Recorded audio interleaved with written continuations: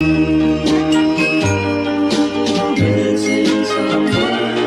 someone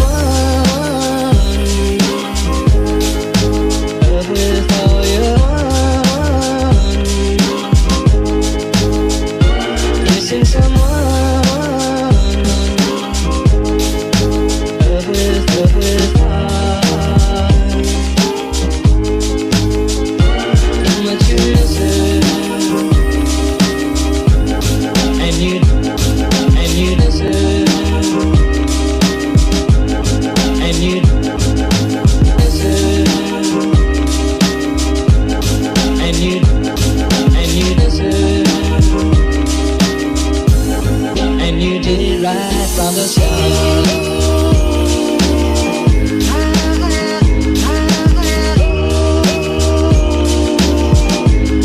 And you did it right from the start.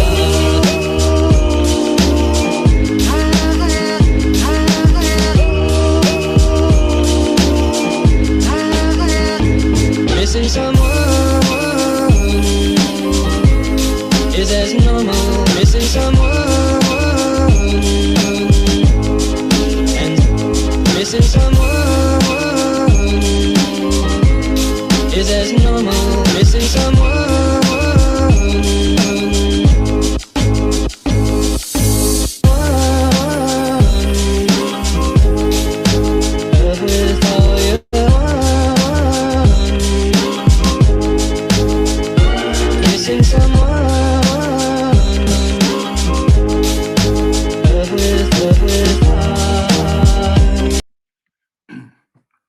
Roll up, everybody. One man went to mow. It is your man, not your boy. One man went to mow. Gather, come join Matters Arising. You know how we do it. You know the schedule, and it is that time of the day again. So straight into the narration we go. The hyperlink is there if you want to come join. But first, let's present the narration. So the Ekiti boy speaks again. The comedian from Ekiti State. Ayodele Fayose, of course. There is nothing going on in the news that Ayodele Fayose does not have an opinion on. So now Twitter deleting Buhari's tweet, of course, a golden opportunity never to be missed by Ayodele Fayose and people of that ilk. As guys, I bring you this update. Twitter removes Buhari's tweet referencing civil war. Fayose others react. So that is the headline that we're contending with. Again, that headline, Twitter removes Buhari's tweet referencing Nigeria's civil war. Fayose others react. So now let's now see exactly what the latest development is in this never-ending saga. Following the outcry from those who complained it violated principles of glorifying violence, Twitter has deleted a tweet made by President Muhammadu Buhari threatening to deal with people who did not learn from the civil war. The president on Tuesday evening tweeted the following in response to rising insecurity in parts of the country, especially the Southeast. Many of those misbehaving today are too young to be aware of the destruction and loss of lives that occurred during the Civil War. Those of us in the fields for 30 months who went through the war will treat them in the language they understand. The tweet struck a nerve with some Nigerians who opined that it was a subtle jibe at the Igbo people. Many condemned the tone of the message, which referenced the 1967 Civil War, in which millions of lives were lost. The president subtly boasted about the role he played alongside other Nigerian military officers in the Nigerian Civil War of 1966 to 1970, during which over 3 million Igbos were killed, many of them rounded up and shot at close range or starved to death. A check on the president's official account reveals that Twitter has removed the tweet. Twitter explains the move by stating that the tweet violated its rules. When we determine that a tweet violated the Twitter rules, we require the violator to remove it before they can tweet again. We send an email notification to the violators identifying the tweets in violation and which policies have been violated. they will then need to go through the process of removing the violating tweets or appealing our review if they believe we made an error. However, excuse me, however, former governor of Ekiti State, Ayodele Fayose, has mocked President Muhammadu Buhari following Twitter's deletion of his sensitive tweet on Nigeria's civil war. Reacting to Twitter's deletion of Buhari's tweet, Fayose mocked, "When is Mr. President Buhari reacting to Twitter's deletion of Buhari's tweet?" Fayose mocked, "When is Mr. President Buhari using his power as commander-in-chief to show Twitter Pepe for deleting his tweet? Or Twitter will just delete our president's tweet just like that, and there won't be consequences?" The former governor added, "Nigeria is boiling everywhere, and all that the president can't do is to be threatening genocide up and down. Now that Twitter has dealt with our almighty president, won't he deal with Twitter too, like Trump, like Buhari?" He said it was obvious that those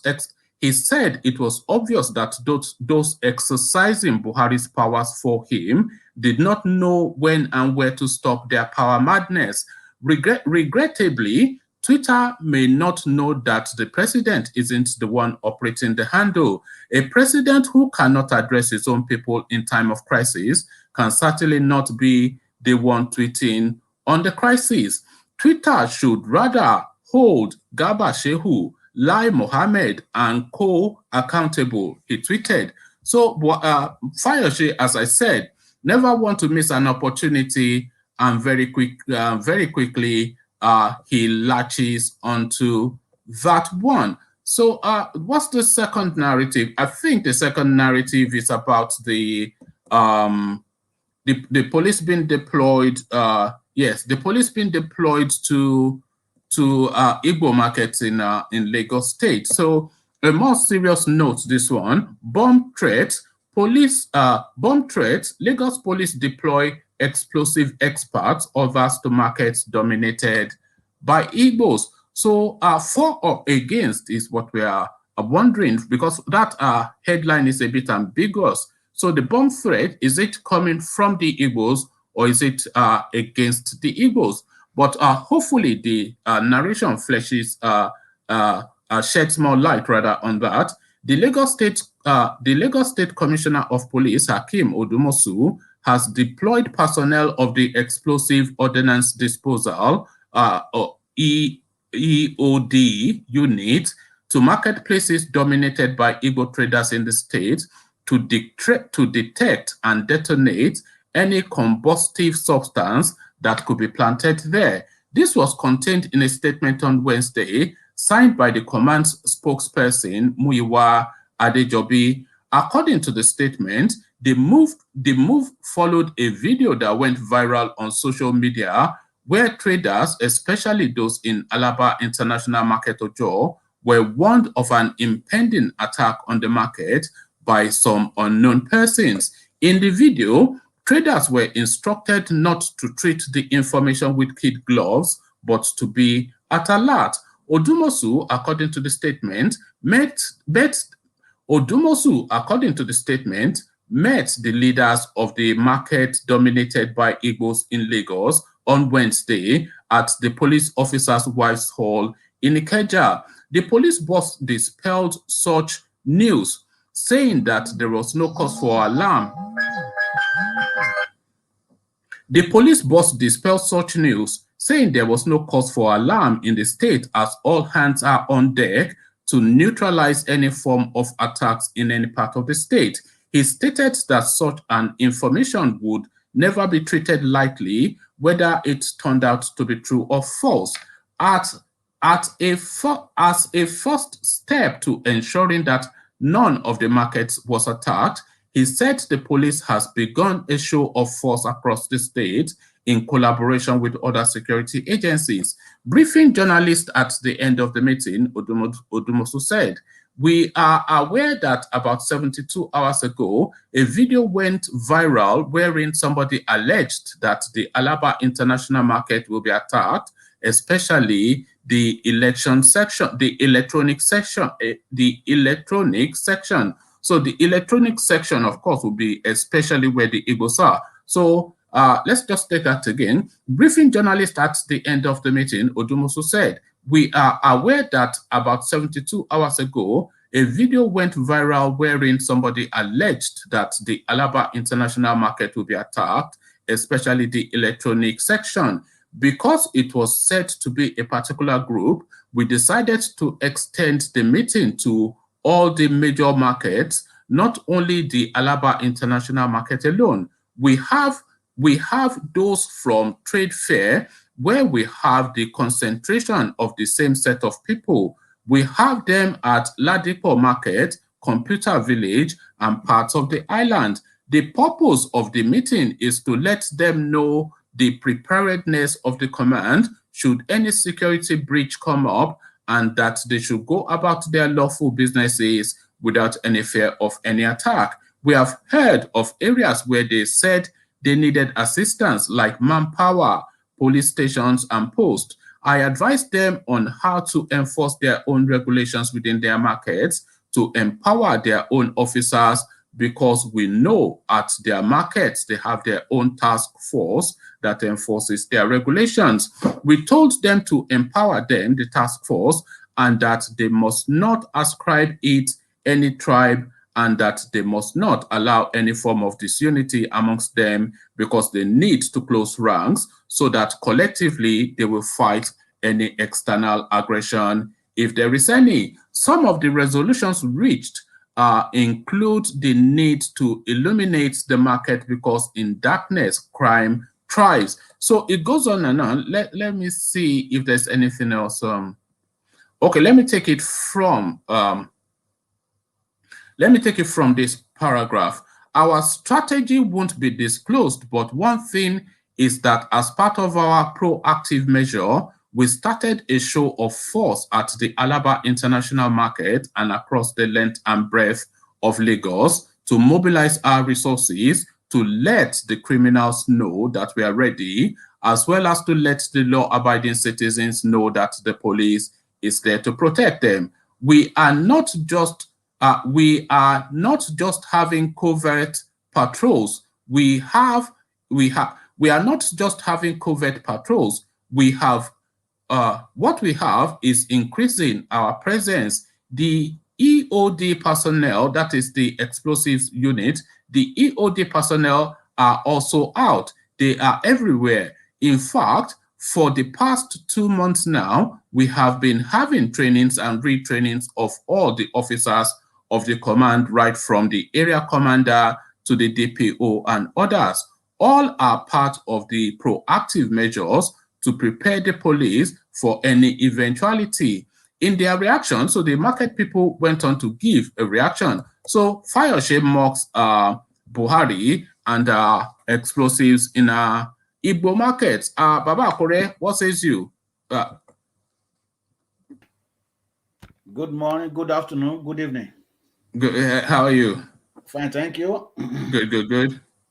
Anyway, let me start with the issue of Fayose. Well, Fayose is just talking like every other reasonable Nigerian that have been talking about this matter since yesterday. So I don't think it's just an opportunity for him to talk again. Every right thinking person should condemn the statement. So it doesn't really matter. We just have to put the issue of political sentiment apart right now.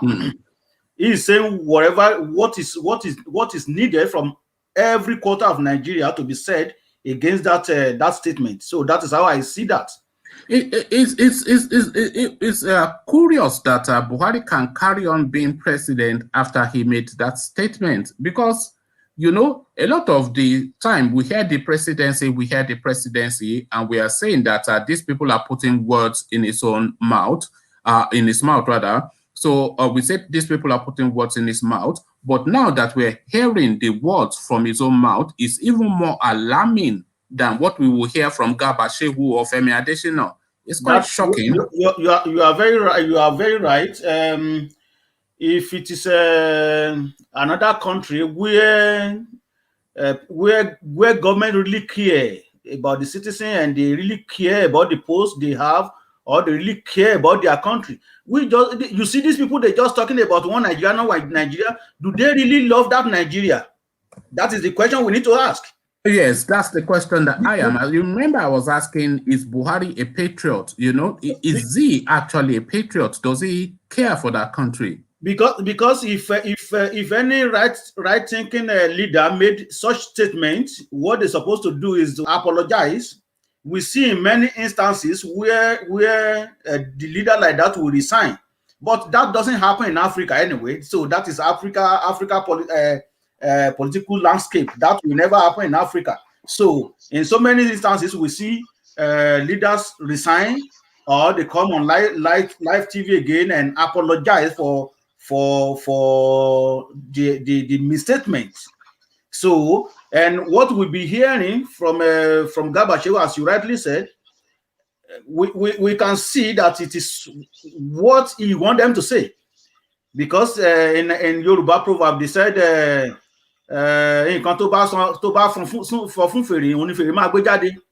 so whatever you blow into the trumpet, that is exactly what the trumpet will bring out.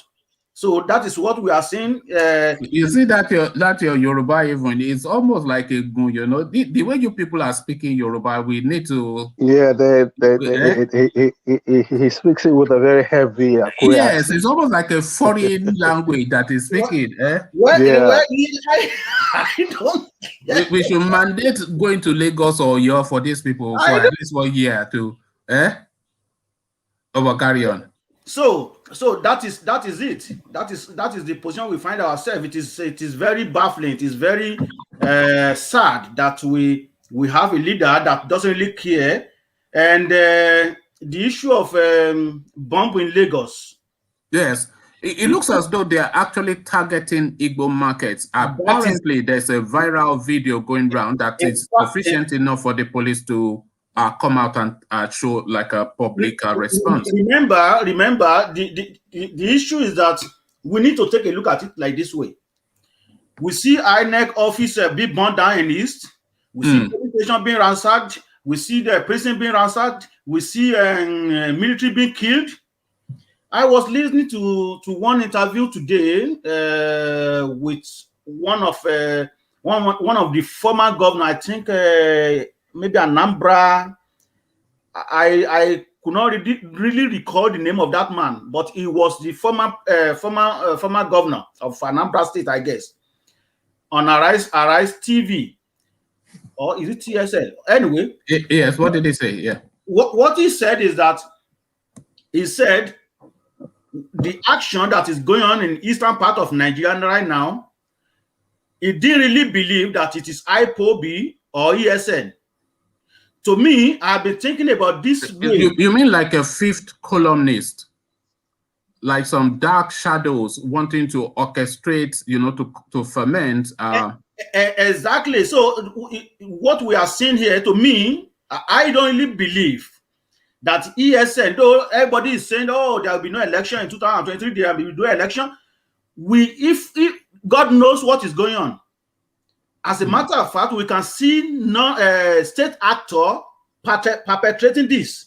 It could be, because remember, this is what I suspect as well. If there's any activity in any Igbo market in Lagos, it is certainly not going to be the Yorubas, and almost definitely not going to be the Igbos. They can't go and blow up their own market, and the Yorubas don't really have an issue with them to the level of blowing, and the Yorubas don't blow things up anyway. So is that fifth columnist? One man, let me tell you something.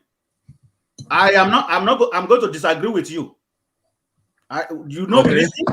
Yeah, go on. Why I disagree with you is that when state actor is perpetrating a crime, it doesn't really matter. It could be Yoruba, it could be Igbo, it could be No, you are not disagreeing with me. What I'm saying essentially is, if something happens in a market, in an Igbo market in Lagos, the people responsible are not going to be Yoruba groups wanting to do like a Yoruba attack, or an Igbo group wanting to attack their own. So it will be either be some northern group or some government-sponsored thing to just put it out there, put it to them in Lagos, and then see how that plays in the mix. Exactly. A fifth columnist. Okay. Yeah. All right, I get your point. Now we are in the same line now. Yeah. We are in the same line now. Remember, about a month ago, the same police commissioner came out that they are suspecting IPOB and Odudu agitator. They want to blow somewhere in Lagos. Boom! A month after, you see what is going on? They start burning. They start burning. What's the name of this? There was a store that burned down over the weekend. Where they sell spare parts. I think is it Ladipo Market or something like that nature. I didn't hear that, but yeah. Okay, it was burned down over the weekend. Now the police is telling us now that they are investigating bomb something in some area. This is exactly what we have heard about a month ago, that Yoruba agitator want to blow Lagos and IPOB want to blow Lagos. So I think they are just setting Igbo up. That is what I see. Because if there's a bomb in Lagos, we pray there won't be, because Lagos is probably alongside maybe Calcutta or Delhi, probably one of the most densely populated places in the world, cities in the world. People virtually live on top of each other in Lagos, so the casualties alone. But if that happens, then the backlash will be thrown very firmly in the direction of the Igbos. They'll say this is the Igbos. So I may say that maybe because they are fighting for presidential ticket for 2023. You know, they can use this one to set them up. That, oh, look at those that they want to give ticket to. So anything can happen. So no, I just think they want to set them up. That is my own opinion. All right, thank you. Let's quickly hear from Alexander. But I think any chances of an Igbo presidency ended on Monday when they had their seat at home. But Alexander, good to see you. Good morning. How are you today? We're well. It's unfortunate what's going on in Nigeria. It's definitely a failed state now. People are fighting one another. The declaration of the president yesterday obviously was a covert statement attacking any secessionist group out of Nigeria, be you Igbo, be you Yoruba. It's very, very sad. The country's going through. I know a lot of people. I know how many people call me every day to tell me, and it doesn't really matter. It could be from Lagos, it could be from Owerri, it could be from Umahia. The level of suffering in Nigeria is unbelievable, and that's directly because of the failed government of the state. I tell people all the time, the well-being of the individual from a state is primarily the responsibility of the state governor, not the federal government.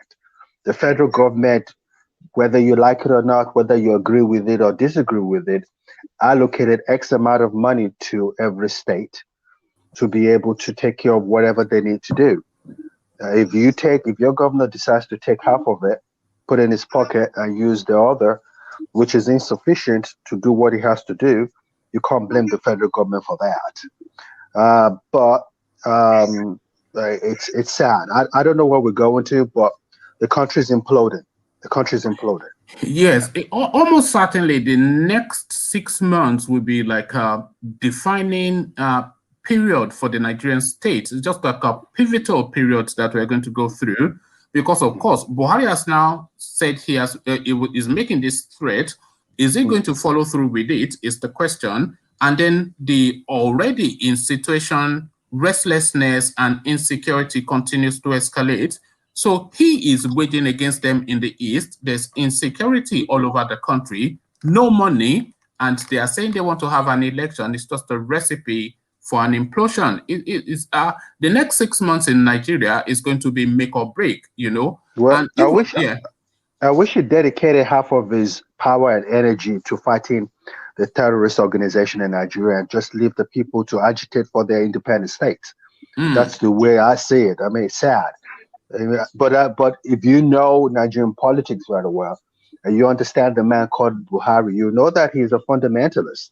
Yes. Everyone knows. People know that. I don't know why this is surprising people. People know that. A lot of people that voted for him during the elections came from outside of Nigeria. You know, it's very sad. It's like Ovia said yesterday. How did we get ourselves to the position we are today? We need to start asking that question. Are you a Tinubu blamer too? Are you going to blame Tinubu too, like Ovia? Tinubu is another couple kettle of fish entirely, but he somewhat has a role to play in the demise of Nigeria as it stands today. Yes, you know, it was a political risk that doesn't make any sense with hindsight. This country cannot stay together. It's totally failed. You know, and it's unbelievable. And the sad thing about it that it gets worse.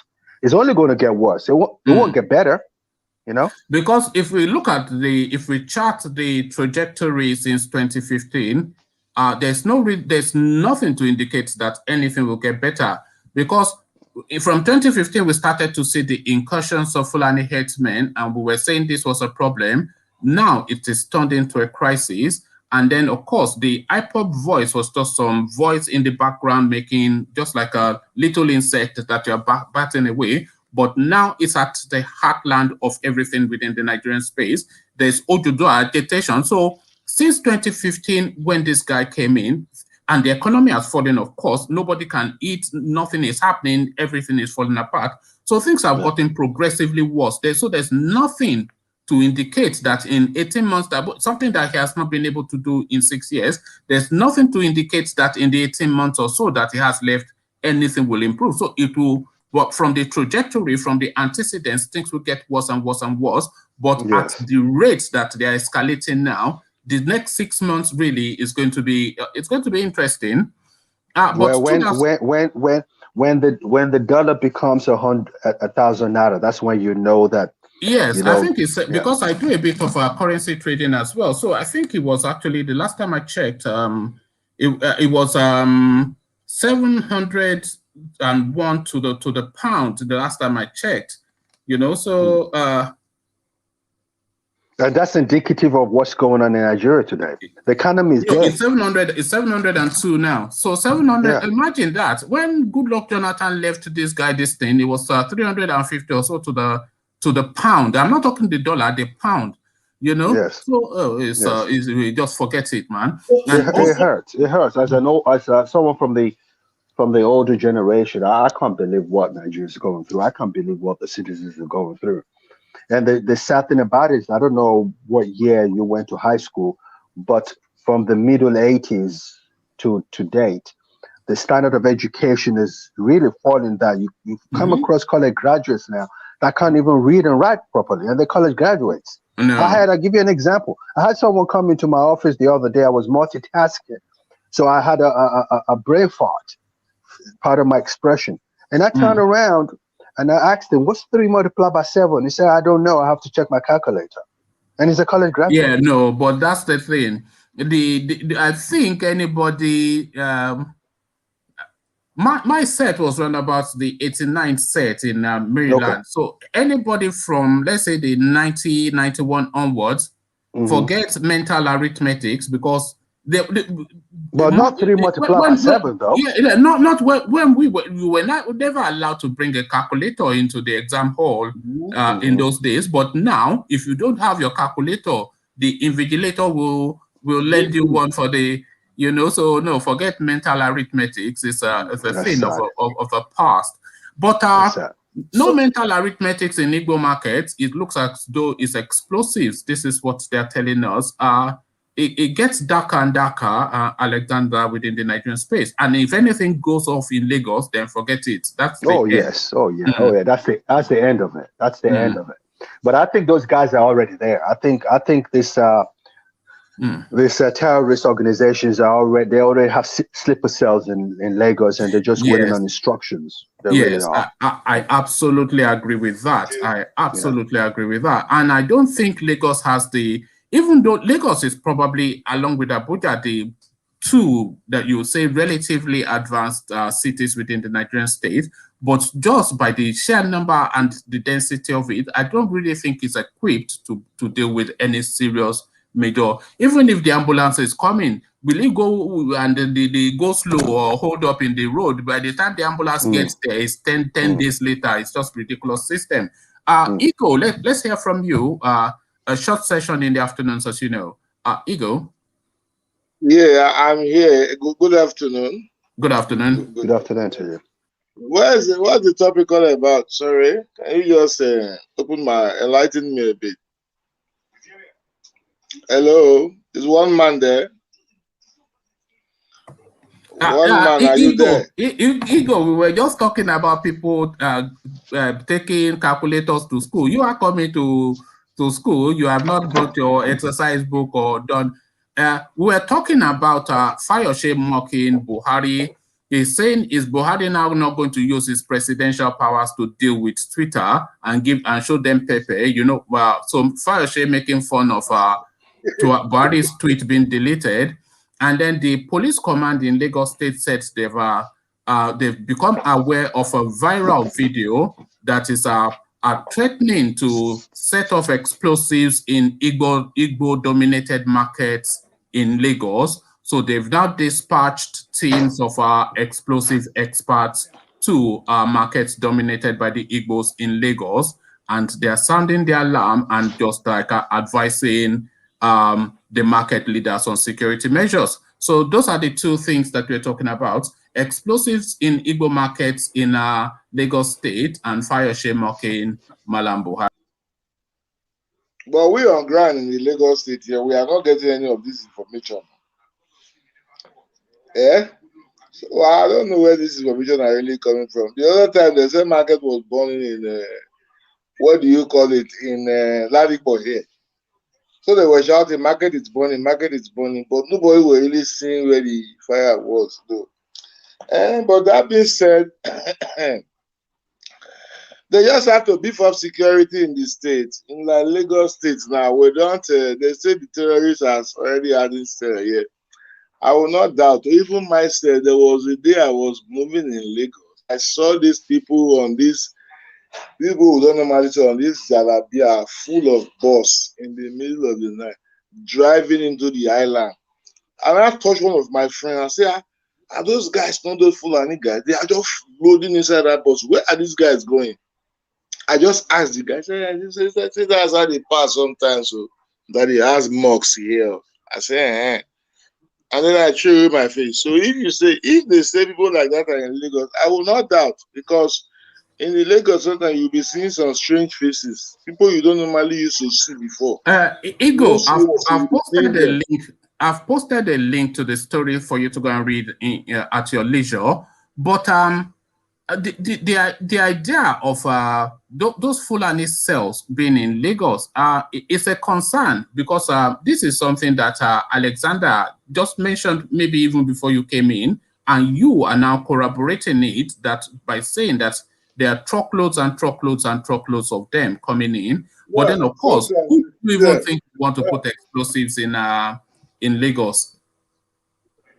In Igbo markets in Lagos, who do you think would want to do that and why? Just need to be vigilant. Hello? Yeah, we can hear you. I said the Igbos just need to be vigilant, because how many markets do the Igbos have in Lagos? Most of the markets you are calling for the Igbos is also mixed up with Yoruba. The Yoruba yes, also what they are saying is, you know, everybody has specialism. So if you're talking spare parts, electronics, etc., so within one big market, there's usually one section that is usually dominated by certain sets of people. So the electronic section will be dominated by the Igbos. The meat-selling section Igbos are dominating will be most dominated. of these parts. Like electronics is dominated by the Igbos. So exactly. So when they want to do the explosive, they will just go to the section of the market that they already know, because everybody knows that spare part business is Igbo business in Nigeria. So that is essentially what the police are looking at. But you also have to understand. Sorry for interrupting. My problem now. Hold on, Igbo. Let Alexander come in, and then you also have to understand, unfortunately, that some of these people are suicide bombers too. So it's easy for them to strap whatever they want to strap on their bodies, go into the market and blow up the place. It's something that makes me shudder every time I think about it. I don't know how we got to this position. you know. But the genesis of it is actually electing Buhari as the president of Nigeria. Everyone knows, from my generation and older generation, Buhari is a core fundamentalist. Nobody can take that away from him. So he has a soft spot for these people, and that's why he's not using the full strength of the Nigerian army to go tackle them. Period. Yeah, carry on, Igbo. Every little thing he jumped to the army. Every little thing he jumped to the army. 1 second, please. Every little thing he jumped to the army.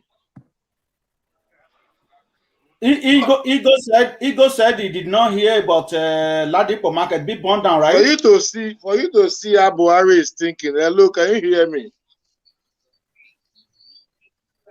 Yeah, no, carry on, Igbo. We can hear you. Am I there?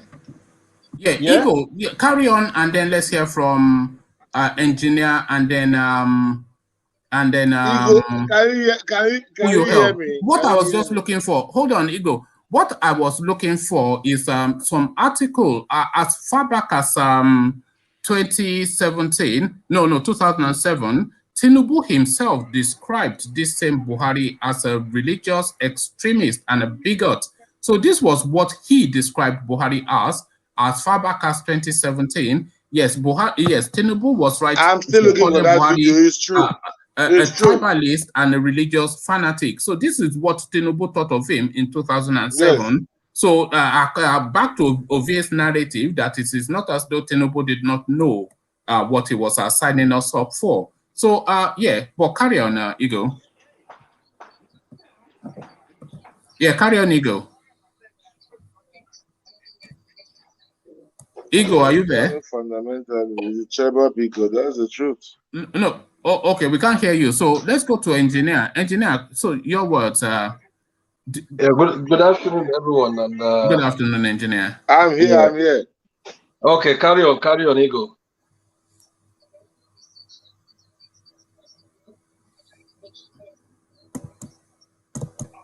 Igbo, are you there? You are always in and out, huh? Just land. I am here. I can hear you. Okay, that's fine. Let's hear from engineer Igbo because it's just a shortish sessions in the afternoon. So, engineer, you heard the narrative. Your words. Yeah, to be honest, you see, when it comes to Nigeria has a problem himself. Because the reason why I said Nigeria has a problem himself, I don't know why people always bring tribalism into it.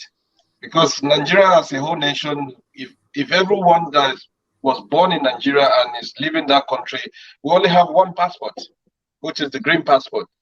But I don't see, there's nowhere they put in the green passport that this is Igbo, this is Hausa, this is Yoruba. No, it's just one passport.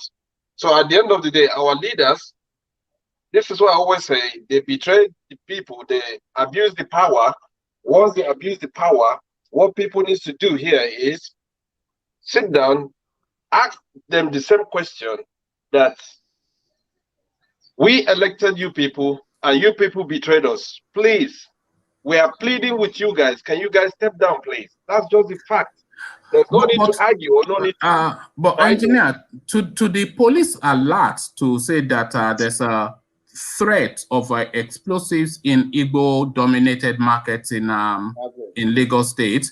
Is this fake news, false alarm? Because, of course, remember when they told us that IPOB was coming to blow up Lagos? That was a few weeks ago. So now they are telling us that there are going to be explosives in Igbo markets. Is this false alarm, do you think? Or is this really completely false alarm? Because I believe if you go to the bigger market in Lagos there, they have the vigilante there. And if you go there, the market is big. A lot of people do businesses. There are different individuals, different races. You know what I mean? If you go there, you see the spare parts where the Igbos are dominated. Still, there's Yorubas there. Still, there's Hausas there. So I believe that it's something that is giving them heads up in case if there's anything like that. Everybody will be alerted. But when it comes to reality, to be honest, they're just saying this just to scare people away. That's what I believe. Because I was saying that Lagos is the last place that you want an incident because there's just too many people living, just people are just too bunched together too much. But just really your thoughts on Fayose mocking Buhari, saying that is he not going to go and show Twitter Pepe? Is he not going to go and give Twitter a flogging? Yeah, because of course he likes to threaten everybody. So why is he not threatening Twitter now for deleting his tweets? Once upon a time, they said hate speech, and they fine you amount of money.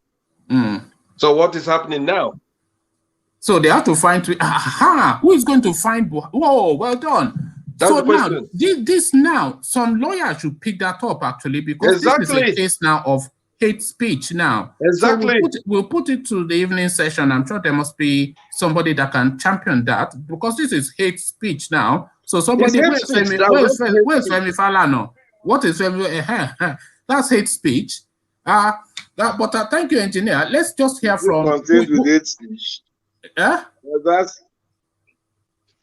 But that is hate. What is hate speech? Does that speech contain hate speech?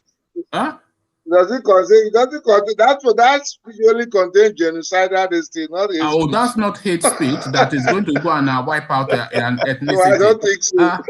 No. Well, let Femi Falana go and test it in law. Let Femi Falana go and test it in law. We need to know. But let's hear from who you help, and then we'll just take quick comments, just a quick whip round, and then we'll round it off. So who you help, to you. Good afternoon, everyone. Good afternoon. The point is that I think we have to understand. I hear the brother said that we owns one Nigerian passport. That's a false narrative. We should agree with this.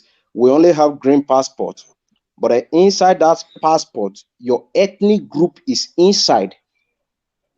You have to understand, when you go to Nigeria, when you go to any office, they will ask you to go to your, how do they call it, origin. Your local government. Yeah, your origin. Anywhere you go, if they ask you to go and bring something from your origin, that means there is already a tribalism in those things. But is that not for the purposes of data collation? Are they not? No. Okay, let me even make it clear to you now.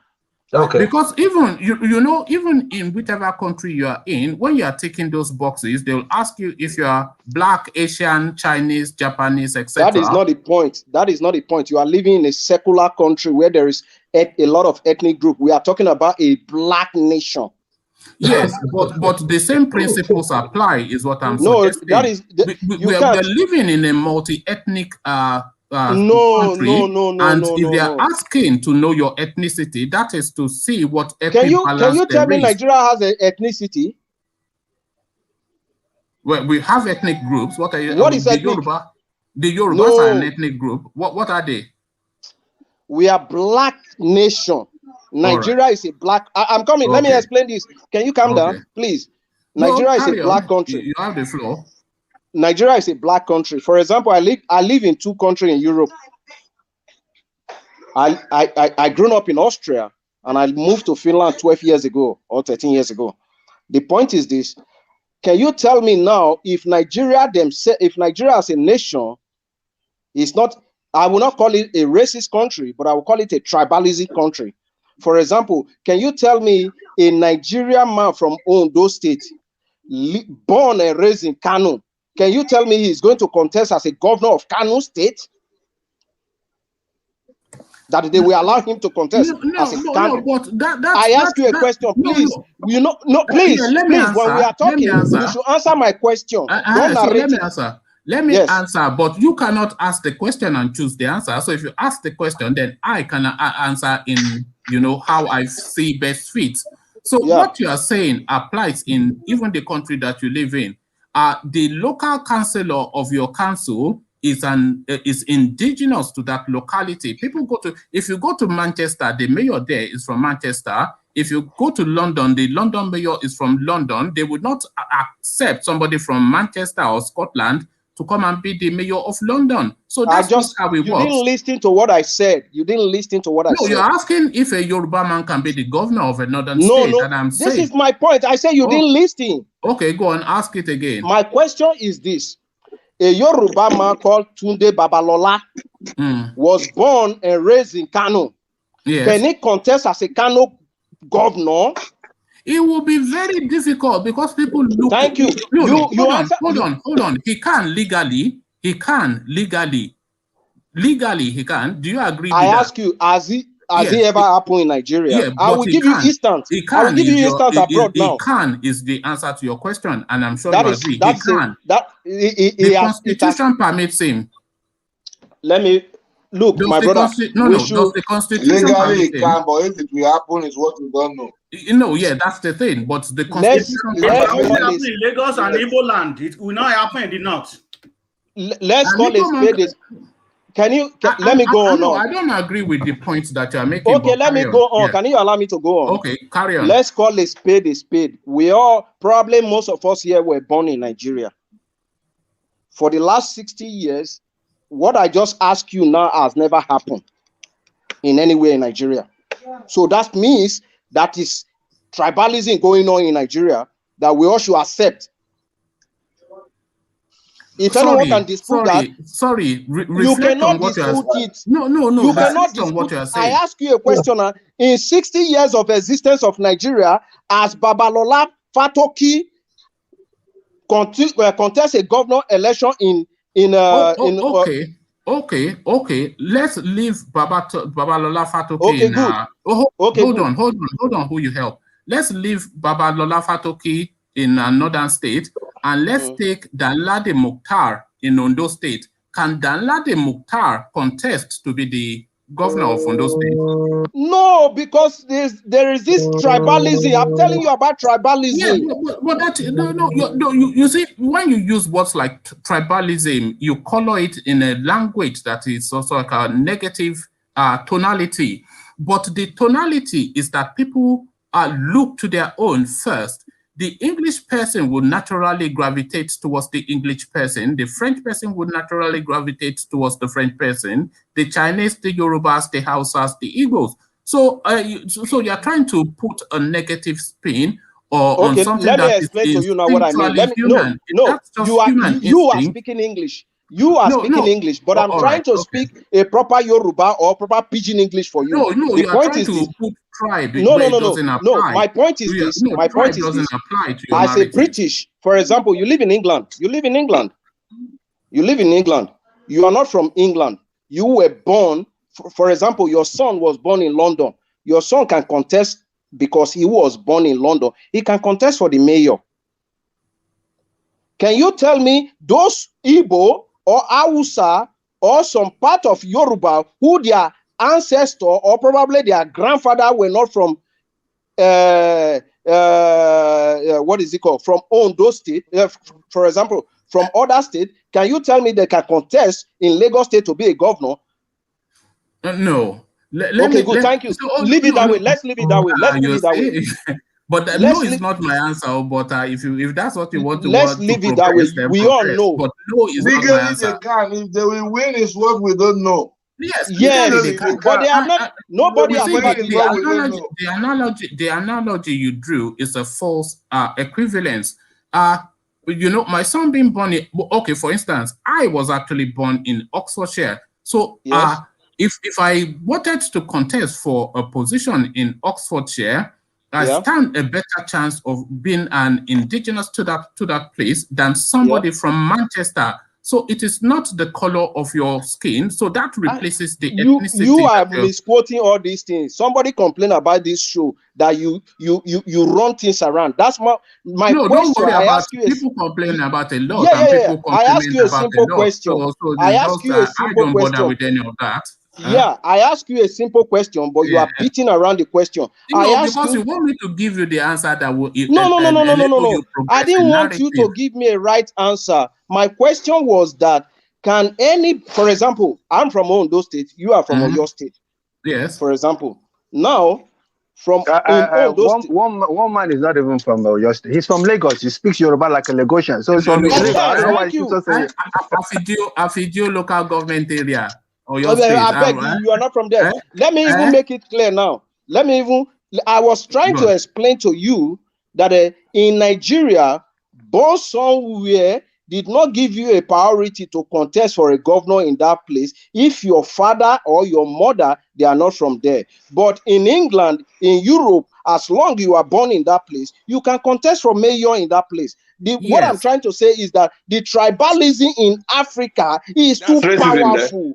No, but what I am saying to you is that what you are saying, that's what you're trying to say. What you are saying also applies in Europe. And I'm telling you that somebody from Manchester, I'm not talking of Manchester. It's not about Manchester. If you were born in Manchester, can I respond to that? Yeah, respond, please. You live in England.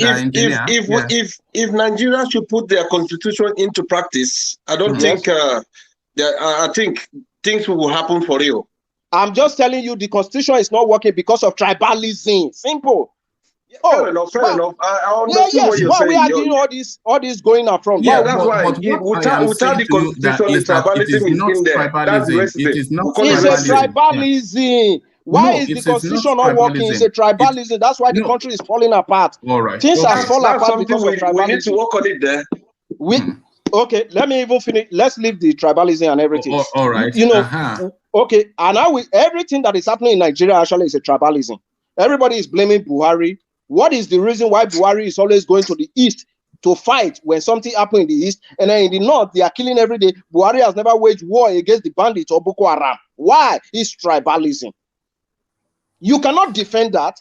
Can you defend it? Look at what you have done or who you help. You have let them start to insult me. This one says this one man. Do you know why? Do you know why they will insult you? I can't continue to waste my data. I'm your fan. I'm your fan. It's called me an no, because I'm your fan. The reason is this, because we that is on this platform right now, because we live abroad, we have the tendency to speak the truth. But a lot of people in Nigeria, they don't have those opportunities. Because why? When they speak, immediately the police is knocking on their door. If the police know where they are, they arrest them immediately. It's a short session, as you know. So just can I chip in something, please? Yeah, chip in something. Round off your thoughts, and then I'll just take quick comments all around, and then I'll bring just a quick one. In the issue of tribalism, I was once a victim in my own country, Nigeria. I went to University of Port Harcourt. I was studying electrical electronics engineering, and unfortunately, I was in year 3 when I was told they issued me that the admission they gave me is fake admission. So some time ago, I decided that, okay, you know what? I think I'm going to give up now because it's like my life has been tortured at that moment. So I moved down to Lagos, and I wrote a JAM exam. They said engineering cutoff was 240, which I got 246. And I think I applied to Lagos State University of Lagos, that UNILAC. And I passed my JAM, and they gave like a kind of aptitude test for the engineering, which they said the cutoff mark is 250. I believe I went there, I wrote my exam, and I got 262. So what happened there? First badge, my name wasn't there. Second badge, my name wasn't there. The third badge, they said they will pick individuals from every state that blah blah blah blah blah. I have to still pay 100,000 naira. Still, my name didn't come out. So what is going on there? So, thank you so much. Thank you. Let me even make my thought clear now. From this, your statement is that we live in a country, my cousin yesterday or 2 days ago called me from Nigeria. Normally, we discuss about politics and everything. And yet, 2 days ago, when he called me, he actually asked me, what did I know about the civil war of Nigeria? He asked me a simple question. Please. One man, okay, you bring him in, okay. Yeah. Go on quickly. Sorry, just give the space to I Am African. He just wants a quick word and then it's out. Hello, everyone. I don't know what I haven't really been following to know what the main topic, but I came in when who you heard was talking about tribalism. I think it's really right. I really go with the same kind of like belief and thought, because we do talk about discrimination abroad. I mean, most of us kind of like in the diaspora, we talk about discrimination, but the discrimination back home is actually even more serious. And I'm going to tell you why. So, for example, if you're an Hausa man, to get a job in a local government in the South, it's going to really be difficult. And vice versa as well, if you are from the South, to be able to get a job in the local government. Let me finish. It will be really difficult. But here you are, you can just apply for, I mean, for me, for example, my first job was actually in the local government, where I haven't even got a clue where that place was. I only saw the job, and then I had to travel there in the UK to get the job, and I had the interview. I was able to just show myself what I can do and everything, and then I was given the job. But that is not really going to happen in Nigeria. So it's going to be like, oh, you need to bring your indigenous whatever letter of place of birth or something like that. So, simple. Hold on. I was just going to comment that imagine a Hausa man going to Enugu local government area to say he's going to apply for a job. No. Not only will they will flog him, but coming, Alexander, you were about to. I think there's a problem over here. It's true. I think I understand one man's problem. One man has a problem. The problem with one man is that he grew up in Lagos. If you grew up in Lagos, you can't be tribal, because me as a Lagos, my parents are from Lagos Island. My father was born abroad. I was born abroad. But as a Lagosian, even in school, in high school, my best friends were Kelechi, Chichi. Those were my best friends. So the Lagos State is the only state in Nigeria that can claim that we have non-Yoruba people who were part of Fashola's government. The economic commissioner under Fashola was an Igbo guy. There's a place in Lagos where the local representative is an Igbo man. So Desmond Elliott went to Senate from Surulere. Yeah, I mean that's why they said. That's why no, but Elliott is a Yoruba man. I think it's half Yoruba, half Igbo. Okay. Yeah. Just to add that, my best friend in high school was Uchenna and Igbo. Lagosians essentially don't have that discriminating mindset compared to. I tell people, if I grew up in Abakaliki, and all my life, I'm used to Igbos around me, and then I go to a different place, and I don't see my people anymore. I feel marginalized because I'm in a foreign land. We have problem with tribalism. We have problem with nepotism. But believe it, but you know what? I cite an example, a passive shot for you to understand. Just simple. Listen to this. In 1986. The great woman, Margaret Thatcher, was competing for the prime ministership of United Kingdom against a Welsh guy, Neil Kinnock. Okay? Neil Kinnock, Margaret Thatcher was 16 points. I voted 16 points. There was no way on earth that we thought Margaret Thatcher was going to win. You know what? Guess what? On the day of the election, all the old people from England came out to vote for Margaret Thatcher. She won the election.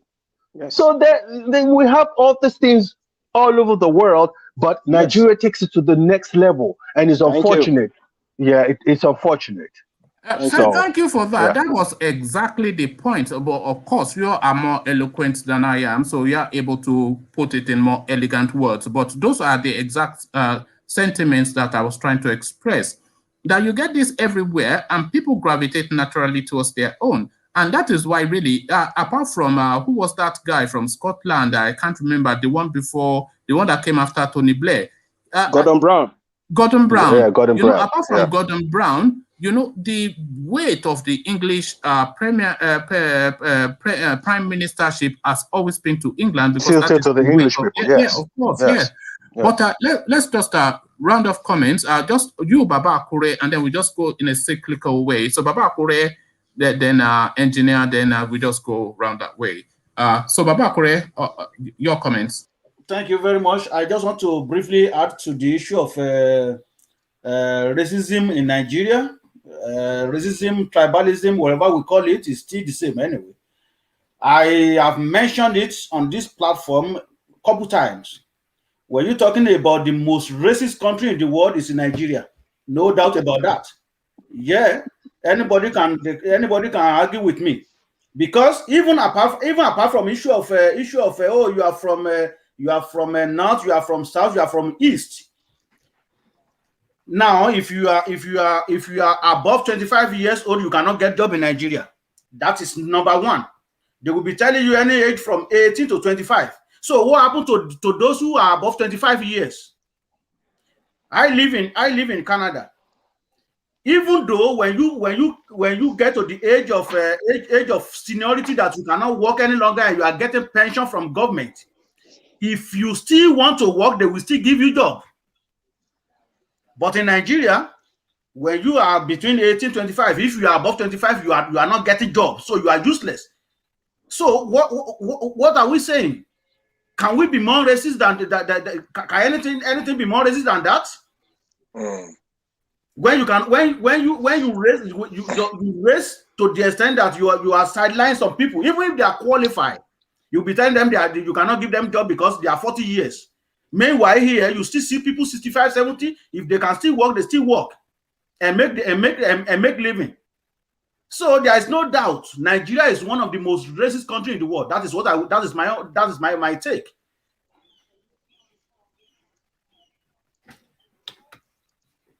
One man. Oh yes, all right, thank you. You're up next, engineer. So thank you. Hopefully we see you later in the day. So you're up next, engineer, and then we go that way. Yeah, when you come to terms of Nigeria, to be honest, we can see it. What is going on, and also what we need to figure out, or what we need to think is how long will this keep going on? Because the issue is, if they said anything above 25, 18 to 25, there will be job, but anything above 25, there will be no jobs. Then that means that there's a problem in the country.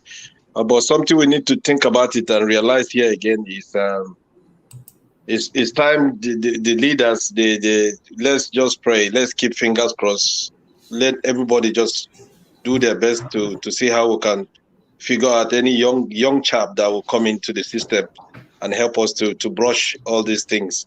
And when you come to think of 2023 election, I think we'll be looking for one man, Baba Akure. You look presidential. You look like, and you sound presidential as well. And you are a true Nigerian. So yeah, you have my vote. So thank you, engineer. Hopefully, thank you. Have a good day. If you have the time, we'll see you later in the day. Baba, who you help, brother? You're up next. Oh, thank you. Actually, the point is this: is that I don't think we should be. Sorry to say, I don't believe in prayer anymore in any situation in Nigeria. I don't believe in that anymore, because the reason is this: China did not pray when they put their country together. Singapore did not pray when they put their country together. British did not pray when they put their country together. America did not pray when they put their country together. Germany, Austria, I can count all the countries. 7:15 to 8:30. I can count all the countries that did not pray before they put their country together. So now Nigeria did not need prayer. All we need is that everybody should go their separate way, because the country, nobody can fix Nigeria. Nobody. We should call a spade a spade. Nobody can fix Nigeria. Everybody, if Yoruba man is killing Yoruba man, they will deal with themselves. It's Yoruba. Hausa is killing Hausa, they will deal with themselves. It's Hausa. Igbo is killing Igbo. Igbo, they will deal with themselves. But when other tribe coming to kill the other tribe, that's where the whole problem lies on. So that's my take for today. Thank you. All right. Thank you, who you help. Alexander, you're up next. I think from my perspective, I think We need to hold, like Ovie says all the time, we need to hold the leaders accountable, the political and economic leaders accountable. I think state governments need to be there to serve for the betterment of the people. I don't think that's the essence of the election. I think they're there for personal aggrandizement, and that's why the suffering of the people in Nigeria today has gotten to a ridiculous level. The richest black country in the world, the most educated black country in the world, shouldn't be going through what she's going through right now. The agitation, especially from an Igbo person, is because they've been feeling like third-class citizens in that space called Nigeria for too long. And how long is that going to continue for? I have sympathy for the plight of the Igbo man. I think if we really, really want to address issues, we need to start off by saying that someone from the south of Nigeria should be the next president of Nigeria.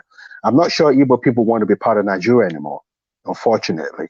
But I think that would ease the pain and suffering of the average Igbo person. That's what I have to say right now. All right, thank you, Alexander. Hopefully we'll see you later on in the day.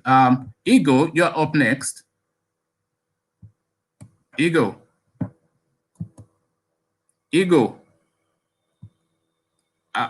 Do we have you, Igbo?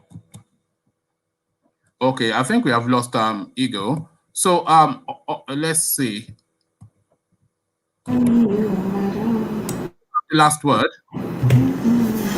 Yeah. Hola. Can you hear me? Yes, we can. Carry on. Yeah.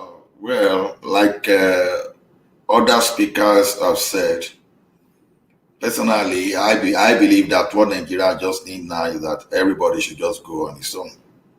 It's so simple. That's very simple.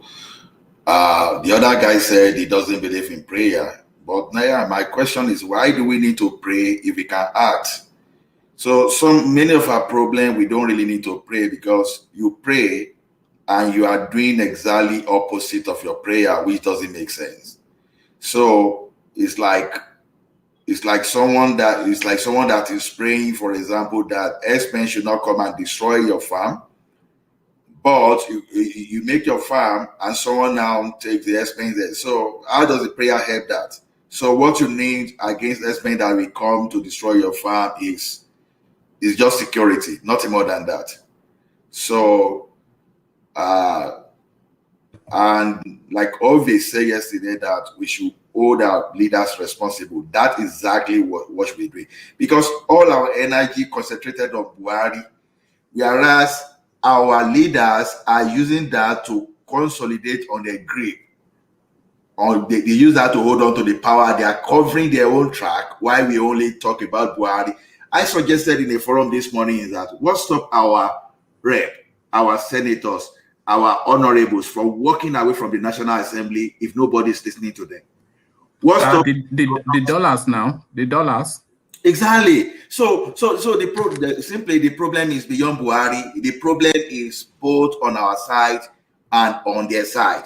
So let them sit down at home and let our governor sit down at home, and let's see whether Buhari will respond or not. So the problem is some people don't know when they are running after blood money, because what our leaders are running after is simply blood money. And whatever money they are running after now, some of them won't be in the government tomorrow, and the consequences of whatever they are doing today will come back at them tomorrow. So that's the way I see it. All right, thank you, Ola. Hopefully we'll see you later as well. So thank you. So that has been the session. We started off with Fayose mocking Malam Buhari, that is not going to go and show Twitter Pepe, because it's always threatening to show everybody Pepe. But then, of course, the Americans is not making any threat in that direction. The Lagos Police Command has come to alert that they've got intelligence that explosives possibly to be detonated in Igbo-dominated markets or an Igbo-dominated market within the Lagos space. So false alarm or not, because we heard them just a few weeks ago saying that IPOB are looking to move against Lagos State, and IPOB came out to dispel that. So roundabout and roundabout, and we landed on tribalism, something initiated by Who You Help. So we had discussions around that, and a sample, an example of that from Engineer. So the usual session, and it carries on again at 10:30 this evening, but then matters more serious. Martial law is the recommendation of Malami for the Nigerian state. So apparently, allegedly, Malami has sent a memo to Buhari to declare martial law and suspend the constitution within the Nigerian space as a panacea to insecurity, but then, of course, covertly as a political move. What veracity does this have, and how does this play out on the landscape? All of this will be discussed in detail in the evening session, in the late night session, 10:30, 10:35 UK time. So the flyer for that is already on the platform. So just go make sure that you click on the notification bell, and as you're clicking on the notification bell, click on the subscribe button as well, because we need to get our numbers up. And once you've done all those two, copy the link of that hyperlink to your social media platforms so that everybody can come voice their opinion on this very important matter, martial law within the Nigerian state. So all of that up for discussions in the evening, but this conversation of this session does not actually end with this session. It carries on in the comment section. So I'll leave you here. Carry the conversation on within the comment section, but here I say peace.